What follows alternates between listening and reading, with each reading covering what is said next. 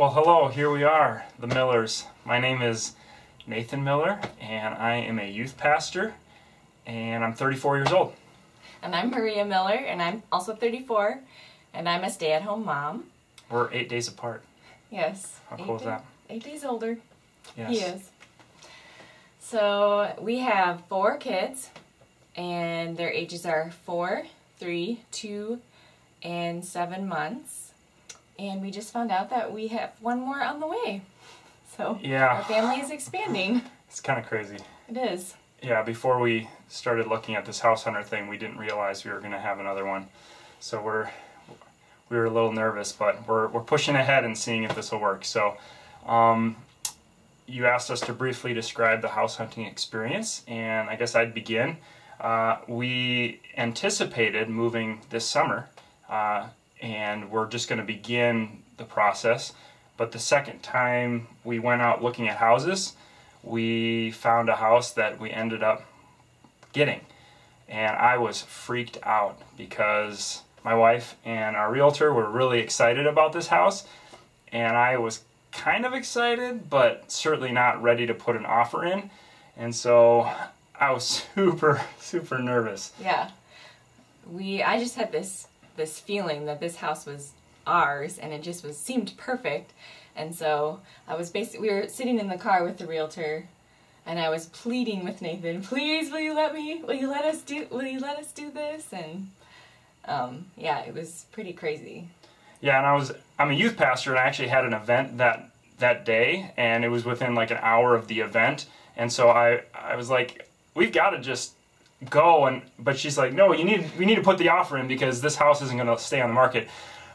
It was priced well and with many factors, and so we took the plunge. Okay, we'll put the offer in, but I really needed that next week to go separately with the realtor and look at just I forget, 6 or 8 houses, just a ton of houses, because I really like to shop around and like look at all my options before I make a decision, even if I feel like it could actually be the right house. That's how I do it with everything. I love to look at my options, and I enjoy that process. I feel more comfortable about it. And so just to appease my anxiety, she took me out, and great realtor, and she was just like, okay, no, this is all right. This is normal. Even though Maria was just ready to go, I had to look at a bunch more houses. And after looking at those houses, I thought, oh yeah, this is the one. Now, in terms of wish list, I think Maria really likes kind of these, I don't want to say fuddy-duddy or old, but she just likes kind of classic. Traditional. Okay, traditional would be a positive way to say it. Yeah, like a traditional kind of house. And so when we were looking at houses, that's what she had in mind going into it. Mm-hmm. Whereas I'm much more into... Well, let me tell you what he likes. Sorry. Nathan's dream home would be kind of like a modern, sleek, new looking, maybe even like a loft apartment in the city style home. He likes the stainless steel appliances and things kind of looking more edgy and modern. So yeah, I love the city life. We live in Minneapolis currently. We're kind of getting both of our wishes in that it's over 100 years old, the home, and so it's very traditional in many respects for her. Yeah. But it's still like right at the heart of the city, right really close to the city. We live on a major street, and there's a lot of activity. So I kind of like that hustle and bustle. And so I was looking, my ideal home would be something close to the city, close to the action. And I wanted somewhere where I could get away from all the busyness and the noise, somewhere that would be more peaceful, somewhere with more green space for our kids to be able to run around outside. So yeah, it's very different. Yeah, very different. So I know for her, on her wish list would be like a master suite that's separate from the rest of the house, much more private. She's very much an introvert, and I'm very much an extrovert, and so being around the kids constantly, I think, is draining for her. Yeah. I mean, 4 little ones, it's like whenever I come home from work, she's like, you take them. They've been sucking the life out of me all day. Yes, I recharge by having my own thoughts and being by myself. So yeah, a separate bedroom that is a little bit of distance from all the chaos that's normally happening in our house would be awesome. Yeah, and currently our master is right off of the kitchen, and so, or right off the dining room, and it connects to the hallway into the kitchen. So the kids kind of do a loop running around, and so every time she tries to take a nap, the kids are running in and jumping on the bed. So yeah, she was very much looking forward to having a separate space, like yes. a private space. Yes. And along with that, I would also love a separate room to be able to set up art projects. I love doing art and sewing and crafts. So having my own space for that kind of thing would be great too, because it's impossible to do things like that out in the common space with all the kids running around and getting into things. So. Yeah, we've slowly had to start throwing away a lot of her old art supplies as the kids have broke canvases and paint holders and all these things. So just to have her space to kind of have her supplies to do her thing would be awesome. That'd be great. I would also, for me, ideally would love built-in bookshelves. Lots of them. My dad's a librarian, so I grew up around books all my life, and books make me happy. And so these old houses with the built-in bookshelves, built-in covered space, to have my own library would be awesome. There's a mansion that you can have tours of in the neighborhood that has this huge library, and I love to take the kids and show them around. And oh man, so I'd love to have my own library. But I'm also really into soccer, playing soccer, and so having that green space to play soccer is also a key for me. Mm-hmm. So let's see. Architectural style. Oh yeah. I would love like one of those old Victorian houses that has lots of detailed woodwork in the trim and just a lot of beautiful, like a built-in hutch, things like that, built-in benches. I love woodwork inside homes, and they just don't make homes like that anymore. So that's why I think the 100-year-old homes appeal to me, is because they have all the beautiful woodwork inside. Yeah. You've mentioned before how you love the crown molding and like all the quarter round and like the beautiful like the chair mold, on the wall. Yeah. Yep. Like all the chair ornate, rail. The chair rail, like all the ornate woodwork. Our house does have quite a bit of those features to it, and in terms of bringing out the beauty of the natural wood too, kind of unfinished, or not unfinished, but not painted over, like you like it when it's the authentic wood. Yeah. Hardwood floors is also something that we've come to really appreciate and kind of almost need for the kids our age, as little as they are. Yeah. So I know that was a deal breaker for you. If there was carpet in the dining room, that was not good for me. Yeah, not going to work. Yeah.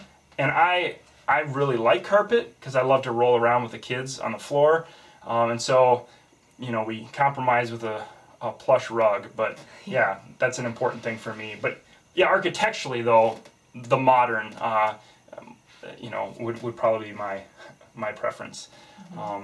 In terms of my dream home, again, close to the city where the action is, but also spacious enough to have people over.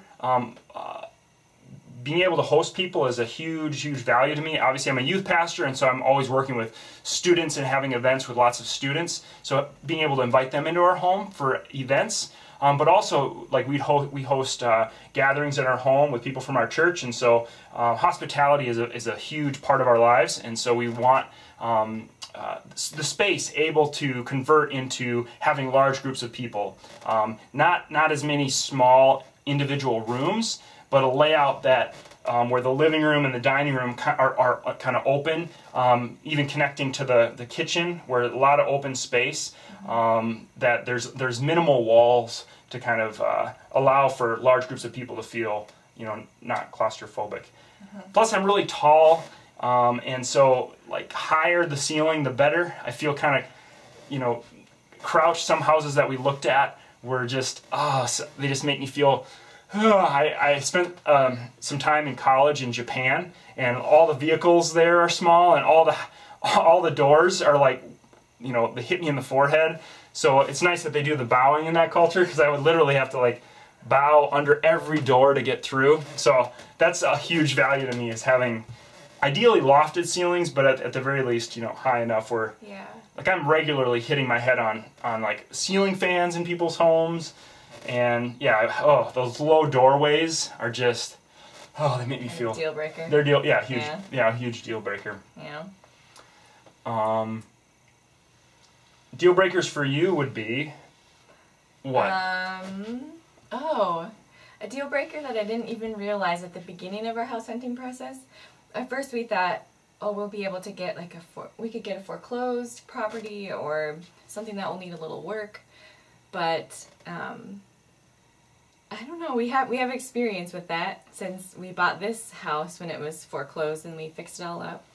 But the more houses we looked at, I think the more I just realized that I don't know, I don't want to do any work, and I feel like we don't have the capacity to do work on a house right now. Yes. I think it's also the fact that we've had outstanding projects in this house and some things that we've overlooked for months and months and months, and actually years and years and years, that just haven't gotten fixed. And so I'm imagining, could I live with this for years and years? Like, I've kind of changed my standards, I think. Yeah, and with the kids running around at our feet, it's that much harder to do the projects that I anticipated doing. We redid all of our floors when we bought the house, but that took a lot of energy, and we didn't have any kids at that point, and so with 4 little kids, well, we'll be 5. I don't think I could be doing that. Like, where are the kids going to be? Yeah. So yeah, the move-in ready with minimal repairs was something that became higher and higher on our priority list. I'm still like such a deal guy, though. I think you can get more square footage when there's repairs that need to be done, and so I was still kind of pushing on her, like, no, we could do it, we could afford it, and we've got a lot of handy friends that can kind of help us out, but we already have taxed them quite a bit with our current situation. I mean, we have like over 3,800 square feet in this triplex that we live in, this 100-year-old triplex, and so there's just a lot of projects that we've done over the last 7 years, and to add more to that wasn't something that you were willing to do, I would say. Yeah. But yeah, you also, I remember you said, like, water outside, like, we live in Minnesota, and so there's tons of lake property. I spent a while up in the Brainerd Lakes area growing up, and even in the cities. Minneapolis is the city of lakes, and so there's a lot of houses we were looking at, but they were too close to the lake, or that was kind of a deal breaker for us. Or some were like right on a pond with a nice deck that would be outside, but no yard, just right on a pond, or woods, which would be a nice view, but we just couldn't. We want to be able to send our kids outside. Yeah, we're not really into the. Yeah, we're into the view. That's nice to visit. Like, we like to go to cabins, but not in our own yard. We wanted it to be all green space and flat, like not a lot of woods, like so that we could actually have the kids run around without feeling like they're gonna drown or get hurt. Yeah, and for me to play soccer with the kids, that was that's very important to me. I know you too, we live on the first floor of this triplex that we currently live in, and carrying stuff upstairs, like with kids and stuff, that was always an issue for you. Yes, we didn't want a house where you have to go up a flight of stairs to get in, or like we didn't want a split level where you walk in and there's stairs right there. Yeah. And it ends up to the house that we have a split level. But yeah, we kind of compromised. I think the other aspects of the house outweighed the fact that you didn't want stairs. Yeah. And it seems like only like half a flight of stairs going down, half a flight going up. Yeah, and it's open. When you walk in, you feel like it's open, it's not claustrophobic. Yeah. So yeah, there's a number of things that we love about the house that we found. Okay, so I want to tell you what it was like working with our realtor. It was a lot of fun. Jen is our friend. We knew her before she was our realtor. And so that's always kind of risky to go into a business relationship with someone who's your friend. But she treated us really professionally, and we really enjoyed our time with her. We really appreciated her. One thing was that she has a daughter who's the same age as our oldest daughter, and they could potentially go to the same kindergarten if we lived in a specific area. You know how that works. So we ended up liking a house that was outside of the area where her daughter would go to kindergarten. And so we chose that house anyway, but thankfully it didn't ruin our friendship. And so here's why I think people would be interested and remember our story is I think people can relate to this stage of life with a young mom who's surrounded by her young children who constantly have needs, and the mom is seeking some kind of solace and rest and escape from the work in a new home, in the architecture that might provide. Also, this stage of life that's very messy and dirty and yucky, to seek a place where there's some beauty built in to the home.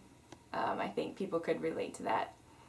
And then also I think it's just interesting how Nathan and my different personalities, how Nathan's like extroverted and he likes the hustle and bustle of the city and he likes the modern style, and my introversion and looking for some place that's peaceful and quiet. To see how those two different bends or how we're drawn two different ways, how they could come together and find compromise in one home would be interesting. So I wanted to show you what my favorite part of the house currently is that we live in, and it's here in the living room where I can put the most books that I have. So this is a shelf that I got from IKEA that I was able to get really high and get a lot of my books and my DVDs. And then I was able to get more of my books. I was an English major, so I got a lot of my literature books over there. And then the Holy Grail is right here with all my theology books and stuff for the home, doing renovation on the home, and our photo albums from visiting places. So I love bookcases, bookshelves. My dad was a librarian, and so I just grew up around books everywhere. And so this is a huge aspect that I love about the home and that I need to see in our future home. I just wanted to say that I really do not like the bookcases all over the home. In an office, it's fine, but it kind of feels cluttered to me. I'm a less cluttered person, so I'd be happy if there weren't bookcases all over our house. Just to put that in there. Alright, so this is my favorite area of the house. It's the pantry. You walk back, this is off the kitchen, and you can see the old wood in here that hasn't been painted over yet. So cool. And I especially like this silverware drawer. It just is like 100 years old and it's got chips in it, and I just love that this dent could have been made 100 years ago, and it has so much history. I also love how there's places in the house where they have the kerosene lamp lines capped off. It's not here, so you can't see it, but in different rooms there's just like a little knob in the wall, and just to remember that there was a kerosene lamp there that people used to use is just really cool to me.